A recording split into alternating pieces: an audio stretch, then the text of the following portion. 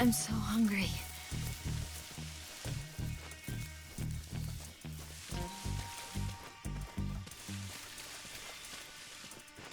Food.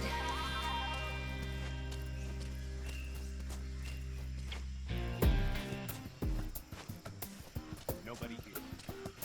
Good. I need to rest.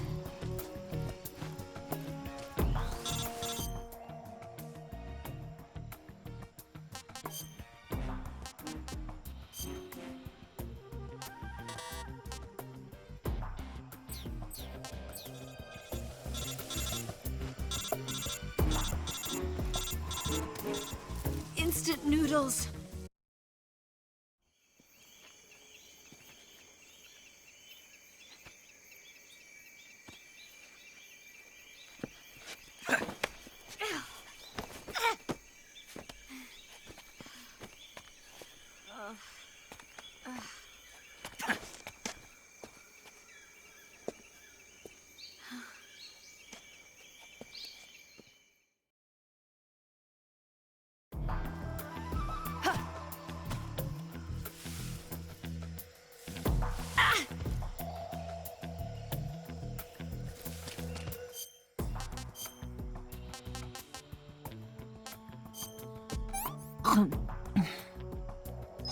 This tastes like crap. Oh, yuck. What did you give me?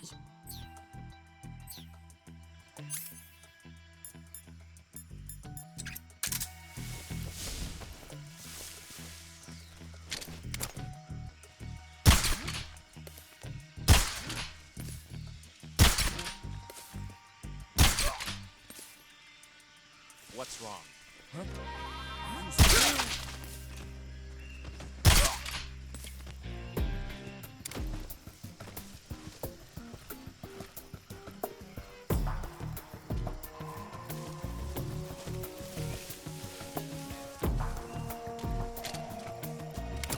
What's that?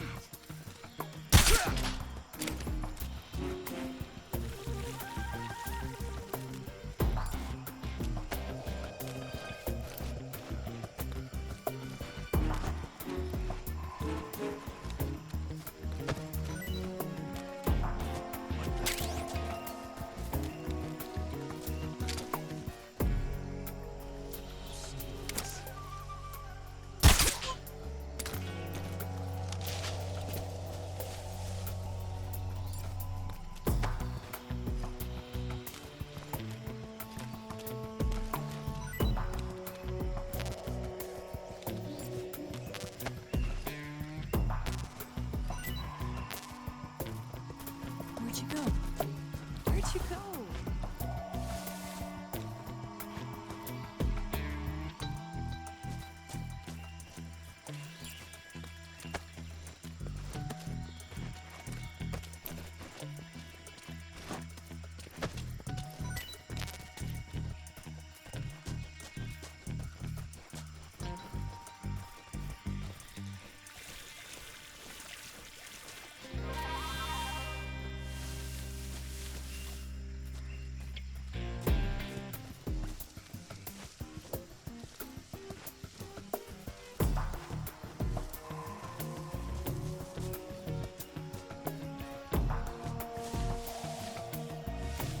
Snake, where are you?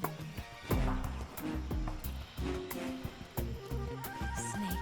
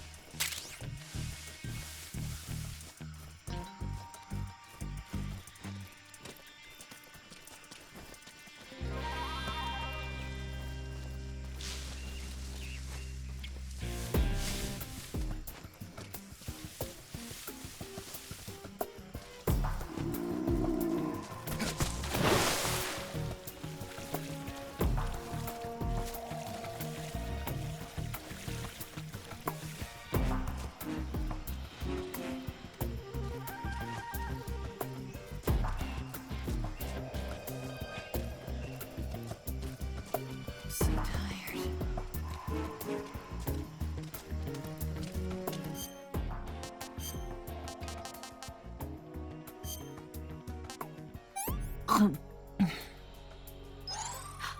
I have seconds?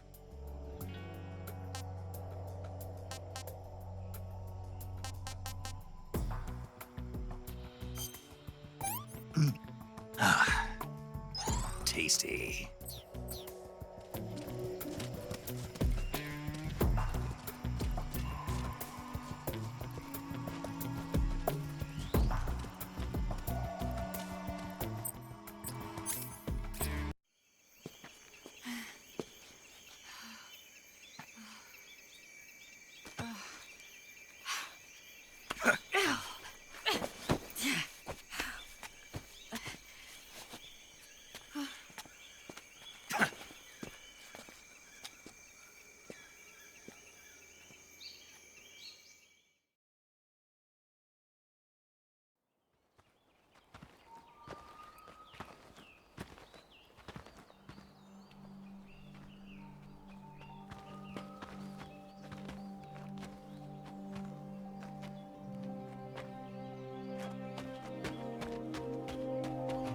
Come on, Snake.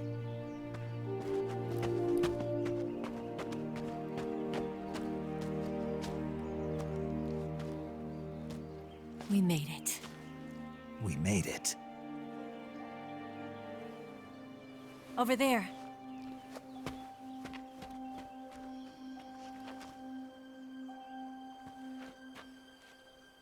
It's the boss, isn't it?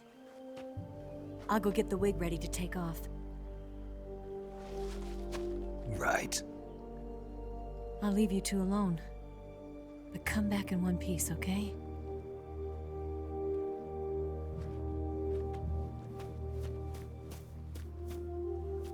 Promise me!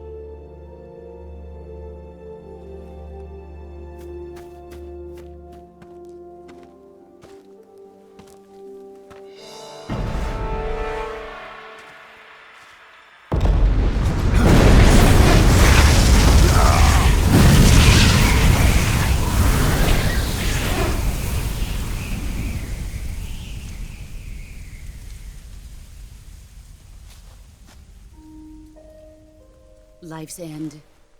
Isn't it beautiful? It's almost tragic. When life ends, it gives off a final lingering aroma. Light is but a farewell gift from the darkness to those on their way to die. I've been waiting, Snake, for a long time. Waiting for your birth, your growth, and the finality of today. Boss. Why are you doing this? Why? To make the world one again. The world used to be whole. But with the end of the Second World War, the philosophers began to fight amongst themselves, and the world was torn apart. The Cobras, my comrades who trained and fought alongside me, were torn apart as well. The foibles of politics and the march of time can turn friends into enemies just as easily as the wind changes. Ridiculous, isn't it? Yesterday's ally becomes today's opposition. And this Cold War? Think back. When I was leading the Cobras, America and Russia were fighting together. Now, consider whether America and Russia will still be enemies in the 21st century. Somehow I doubt it. Enemies change along with the times, the flow of the ages, and we soldiers are forced to play along. I didn't raise you and shape you into the man you are today just so we could face each other in battle. A soldier's skills aren't meant to be used to hurt friends. So then what is an enemy? Is there such a thing as an absolute timeless enemy? There is no such thing, and never has been. And the reason is that our enemies are human beings like us. They can only be our enemies in relative terms. The world must be made whole again. The philosophers must be reunited. I will devote my skills to that purpose. And with the Colonel's money, I will achieve that end.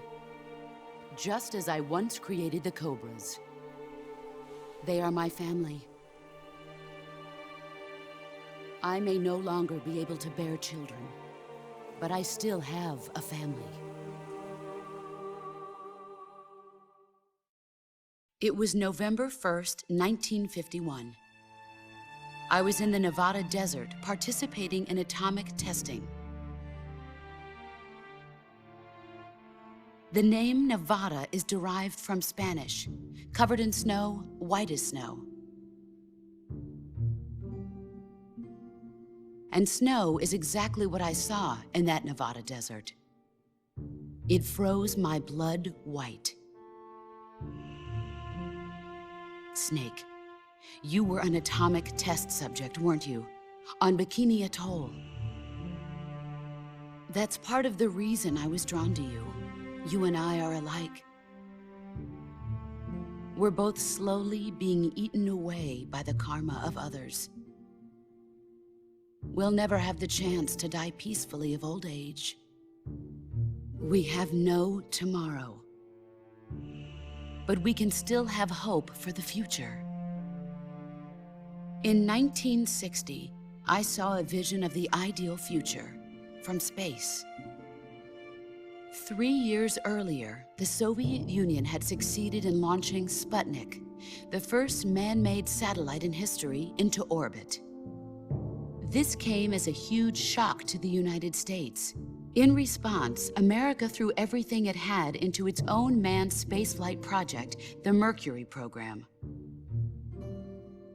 Even as the Soviets seemed poised to send their first man into space, America was still experimenting with chimpanzees and rockets. The government wanted human data. So they secretly decided to send a human being into space. I was the one they chose. At the time, they didn't have the technology to block out cosmic rays, and whoever they sent up would inevitably be exposed to heavy radiation. That's why they chose me. After all, I'd already been irradiated once. Of course, you won't find any of this in the history books. I could see the planet as it appeared from space. That's when it finally hit me. Space exploration is nothing but another game in the power struggle between the US and the USSR. Politics, economics, the arms race, they're all just arenas for meaningless competition. I'm sure you can see that, but the Earth itself has no boundaries. No East, no West, no Cold War. And the irony of it is, the United States and the Soviet Union are spending billions on their space programs and the missile race, only to arrive at the same conclusion. In the 21st century, everyone will be able to see that we are all just inhabitants of a little celestial body called Earth. A world without communism or capitalism, that is the world I wanted to see. But reality continued to betray me. In 1961, I was sent to Cuba, to Bahia de Cochinos. It was part of a CIA-sponsored invasion under the guise of taking Cuban exiles back to their country. But the US government betrayed them. Our weak-kneed president held back their air support. Defenseless, the exiles were annihilated by the Cuban army. All I could do was watch in silence. I was set up by the very country I'd sacrificed so much for, by the very government I dedicated my life to defending. I was driven from the surface world, and I went underground. Then, 2 years ago, I faced the Sorrow, my old comrade in battle. He was my friend. But one of us had to die. I was left with no choice. The Sorrow gave his life for me. There is no enmity between us. One must live, and one must die. That was the mission. The ones who gave me that mission were the philosophers. Early in the 20th century, the true holders of power in the United States, the Republic of China, and the newly formed Soviet Union gathered together in a secret meeting that would later be known as the Wiseman's Committee. The secret pact they formed there marked the beginning of the philosophers. But the last of the original members died in the 1930s. After that, the organization began to run out of control, and the Wiseman's Committee degenerated into a mere shell of its former self. The philosophers of today have no sense of good or evil. Their influence extends to countries and organizations involved in every aspect of every war. They have become war itself. That's how they operate. The sacrifices of war cause a shift in the times. This shift leads to renewed conflict, and in turn triggers the next war. Like a nuclear chain reaction, each conflict sparks countless others, forming an endless spiral that will continue on for eternity. Do you understand what I'm saying, Snake? By consuming me and you, the philosophers intend to keep that cycle going forever. It was my father who explained all of this to me. He was one of them. You see, I am the last remaining child of the philosophers. But after he revealed the truth, my father was killed by that same shapeless, formless organization. And my father isn't the only thing the philosophers have taken from me. In June of 1944, the Cobras and I took part in the landing at Normandy. We'd been given a top-secret mission to locate and destroy enemy V-2 rocket installations.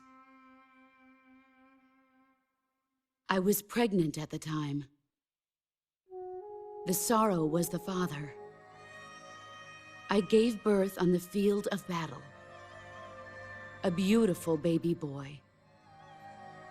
But my child was snatched away from me by the philosophers.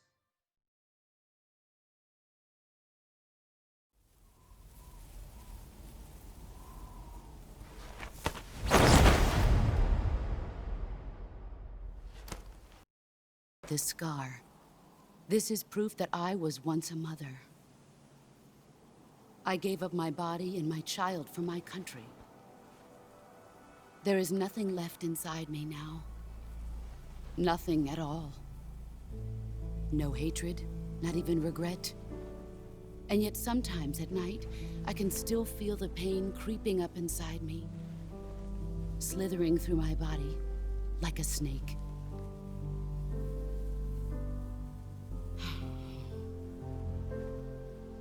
I've never talked this much about myself before. Thanks. Thanks for listening to me.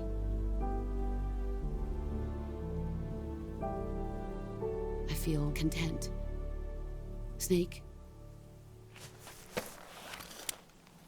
commence the operation. I raised you. I loved you. I've given you weapons, taught you techniques, endowed you with knowledge. There is nothing more for me to give you.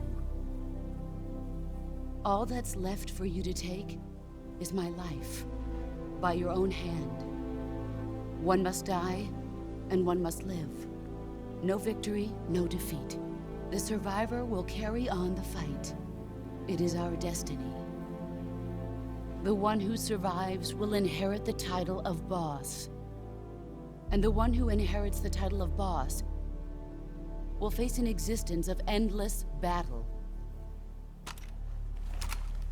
I'll give you 10 minutes. In 10 minutes, MiGs will come and bomb the hell out of this place. If you can beat me in less than 10 minutes, you'll be able to escape in time. Let's make this the greatest 10 minutes of our lives, Jack. Boss. You're a soldier. Finish your mission. Prove your loyalty. Face me. I come. Excellent, Jake.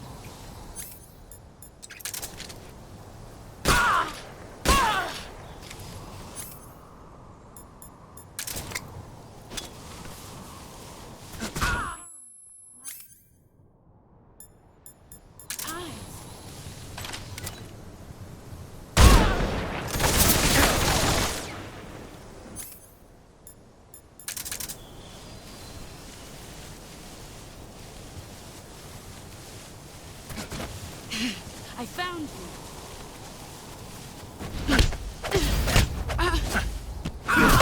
You're better than I didn't know.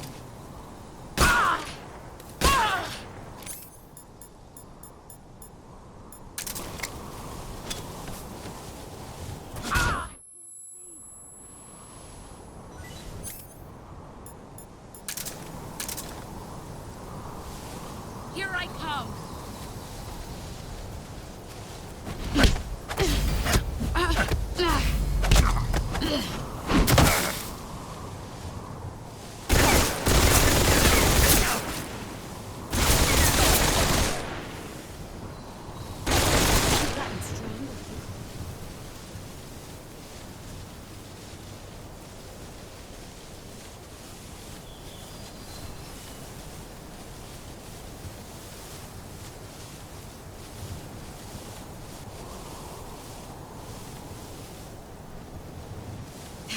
I found you.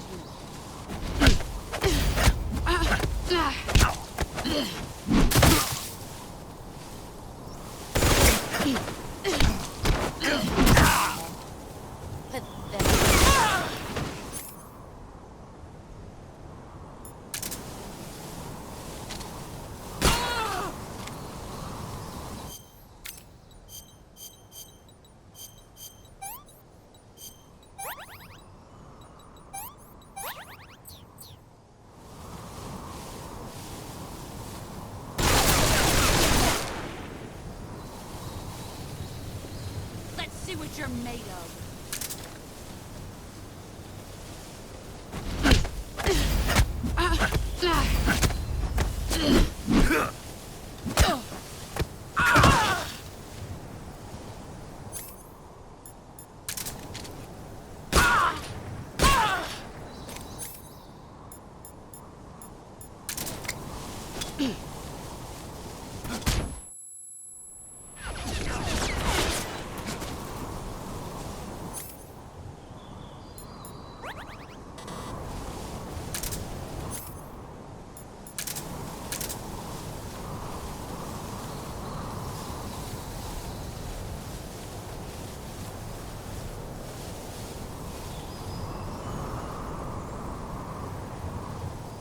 Let's see what you're made of.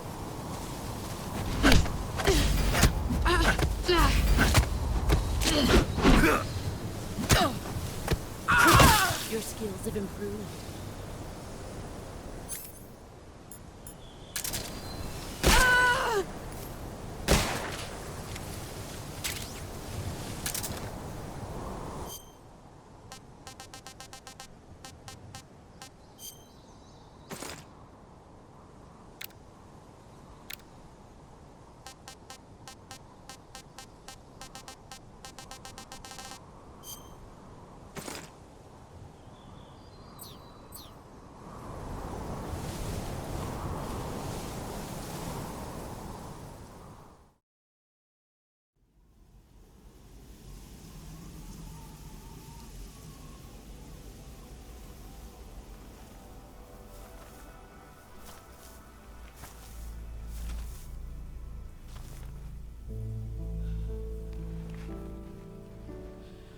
Take this. Keep it safe.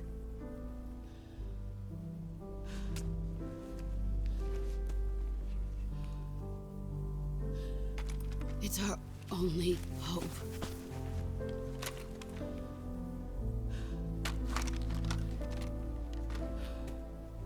A patriot?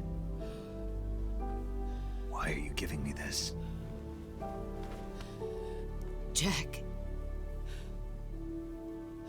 Or should I say, Snake. You're a wonderful man. Kill me. Kill me now. Do it.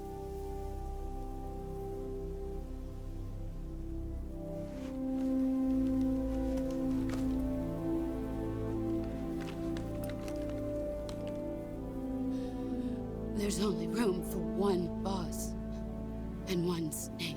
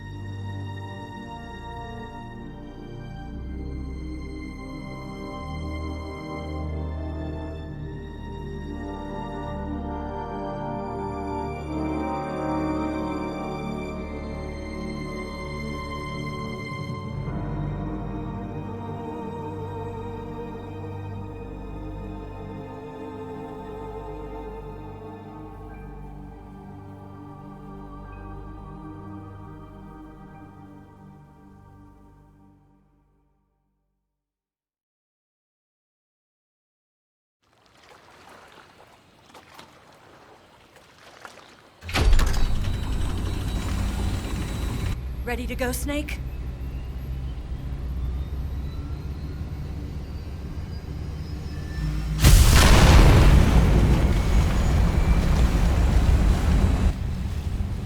Are you okay?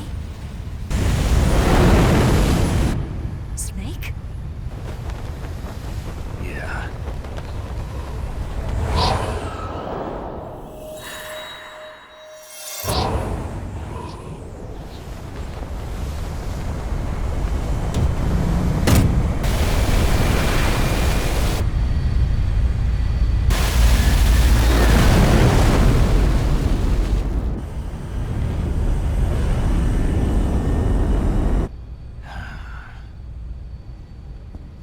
I told you you could trust me.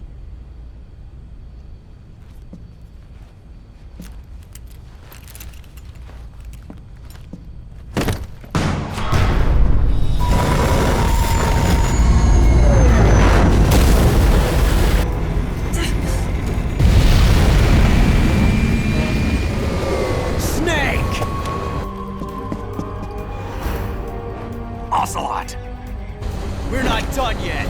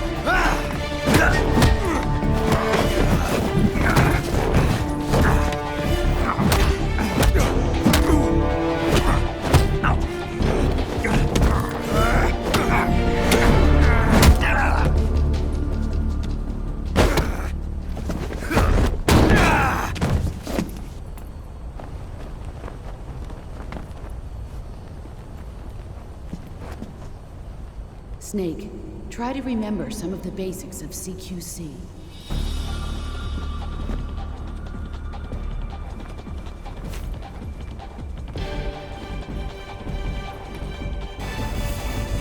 Not good!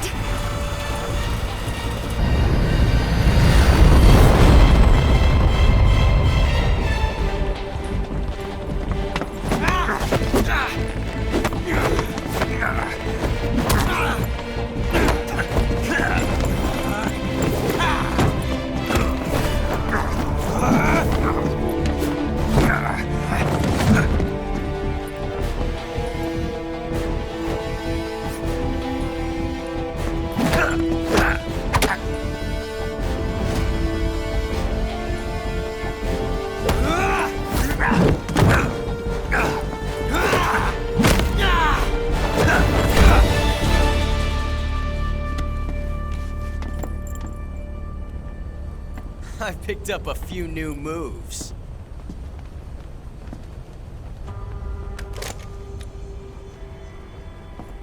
Huh. It doesn't feel right to shoot an unarmed man. But I'll get over it. Eva!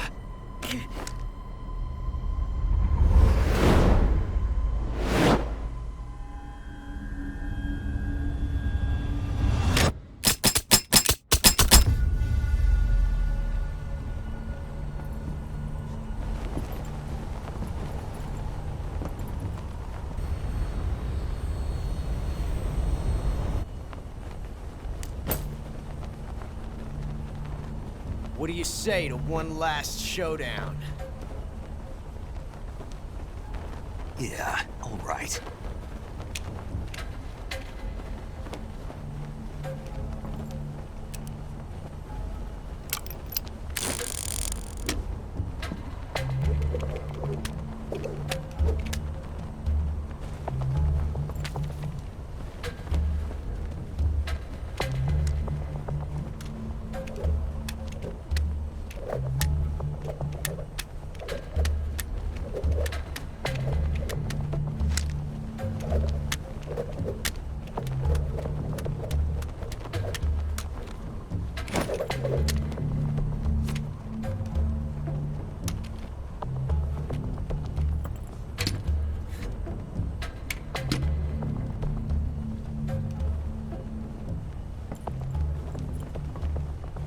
What's your name? Snake. No. Not that name. You're not a snake, and I'm not an ocelot. We're men with names. My name is Adamska. What's yours? John. Very well, John. Plain name. But I won't forget it.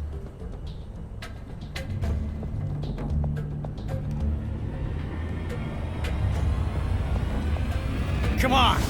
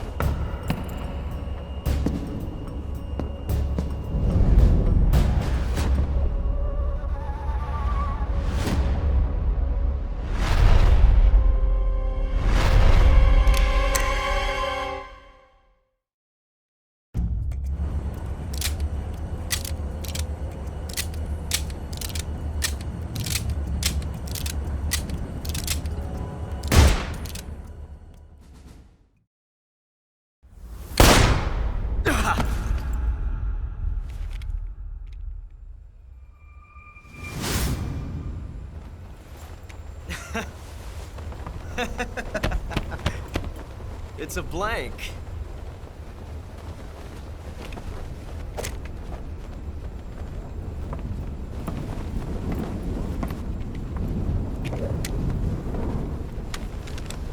Ah, that was fun.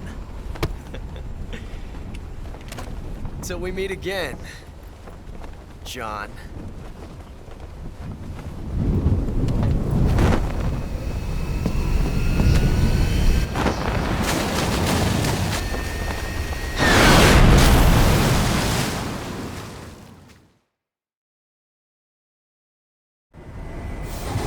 Snake! Give me a hand! Pull!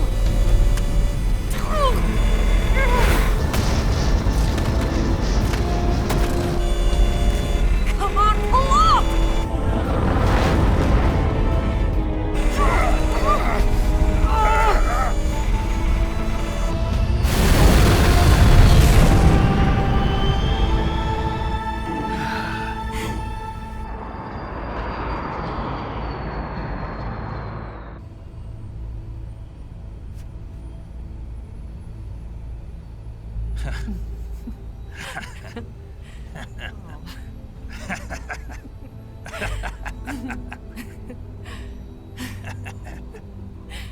We made it. Yeah, we sure did.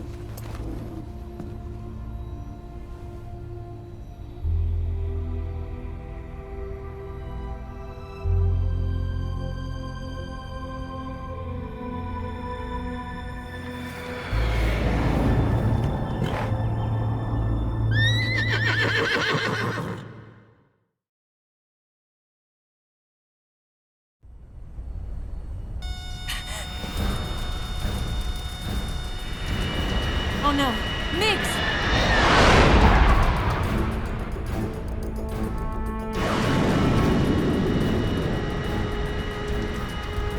There's no way out! What are we gonna do? We've come too far to let them stop us now. Those things have got to be armed. It's no use. There's no way we can outmaneuver them.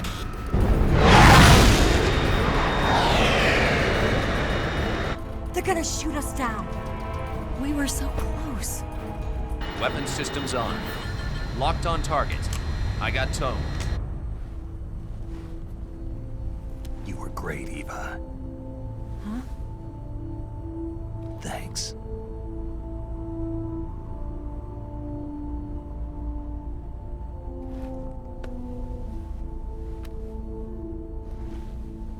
Oak 19, this is Control.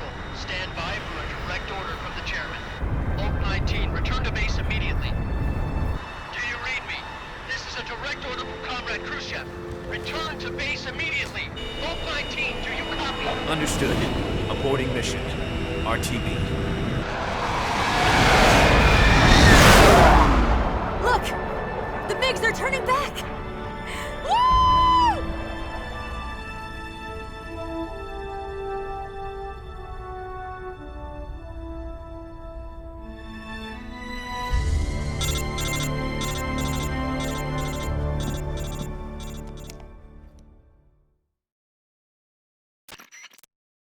Well done, Snake. The MiGs disengaged. Most likely under orders from Khrushchev. Is this his way of helping us? Who knows?